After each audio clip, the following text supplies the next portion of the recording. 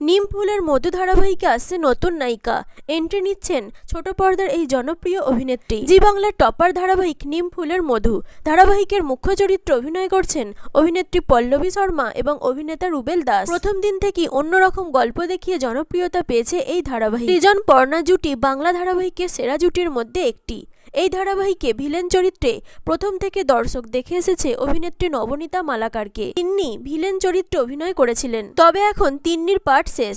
তার জায়গায় এসেছে নতুন ভিলেন ঈশা, যে সৃজন এবং পর্ণার সংসার ভাঙতে ষড়যন্ত্র করে চলেছে। তবে আচমকাই অভিনেত্রী আইন্দ্রি রায়ের ইনস্টাগ্রাম পোস্ট দেখে হতবাক সকলে। এবার তিনি নাকি এন্ট্রি নিতে চলেছেন নিম ফুলের মধু ধারাবাহিকে। তাহলে কি নতুন নায়িকা? না, অভিনেত্রী তার একটি ছবি শেয়ার করে লেখে 20 নভেম্বর মহা এপিসোডে নিম ফুলের মধুতে তাকে দেখা যাবে। খুব সম্ভবত সৃজন পর্ণার বিবাহ বার্ষিকীতে অতিথি হিসেবে এন্ট্রি নেবেন আইন্দ্রি রায়, যিনি ফুলকি ধারাবাহিকে অভিনয় করছেন।